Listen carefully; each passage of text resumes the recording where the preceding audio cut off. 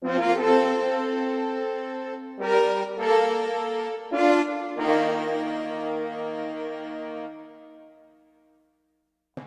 20th, myself and my partner, Master Deputy Alicia Pellegrino, we were patrolling the area of Pine Hills, one of our crime areas.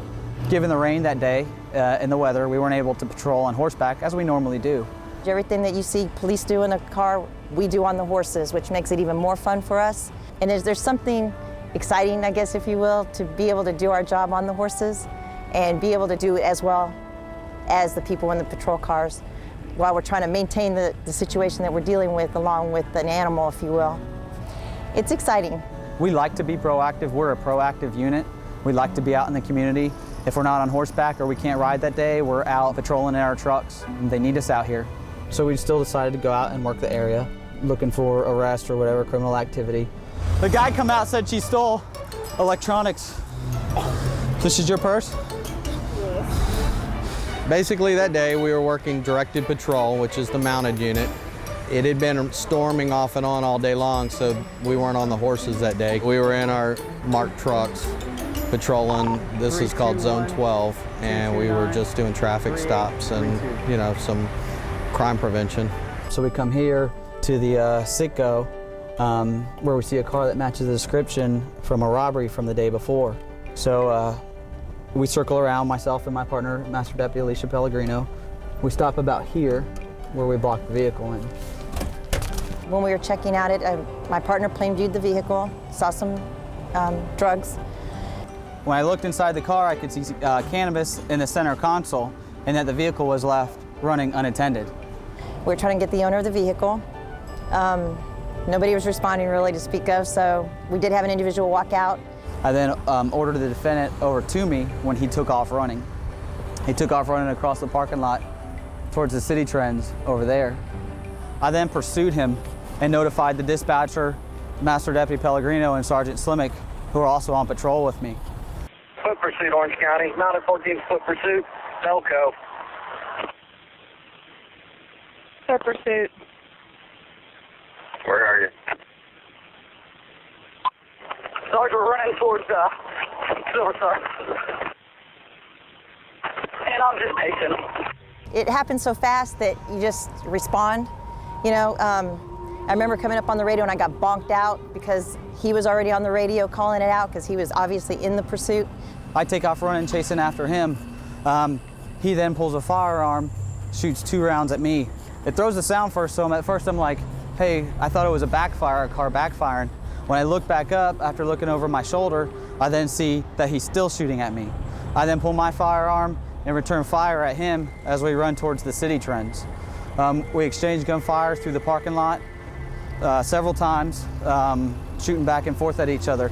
As I came through the shopping center, I heard gunfire, and I could see the suspect firing at Deputy Kleinfelt, Deputy Kleinfelt returning fire. We got shots fired. 1033, shots fired.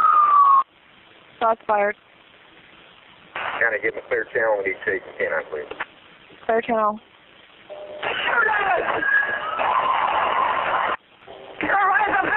Shots fired, 043. Signal 43, shots fired. Location. Pine Hills and Silver Star.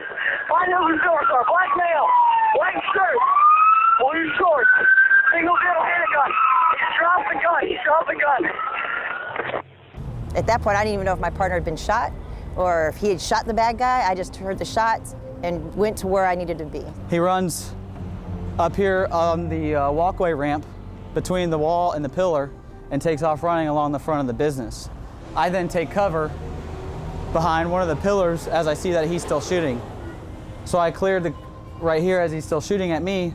I then put my firearm around the side and start shooting back at him. We exchange gunfire through here. At one point I see that he falls to the ground.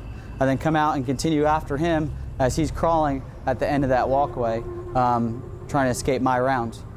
At the end, I see that his handgun and his ID are right there, but I don't know if he's right here. So I clear the corner real quick and make sure that he's not there waiting to ambush me. I see that he's not, and that he's over at the vehicle that's at the next business over, trying to pull somebody out of a vehicle. I then recover the ID and handgun from the ground and take off running back towards him. At the time, I thought it was carjacked because I didn't know he had disposed of the gun. I couldn't see his hands at that time. As I came to a sliding stop, I could tell that he didn't have a gun on him. And as I was exiting my vehicle, he ran into the barbershop, which is the Chicken Sassy. I jumped back into my vehicle, gave all the radio information of where he was. He went into Chicken Sassy. All right, let's settle down and put up a perimeter so we can contain him. Counter this score. Chicken Sassy, 2702. 2702. As he's running in there, people frantically come running out saying, he's in there, he's in there, he's in there. If he's going in, he could possibly come out the backside. So I took up a spot in the back of the building waiting for in case, and we had to clear a restaurant that was next door.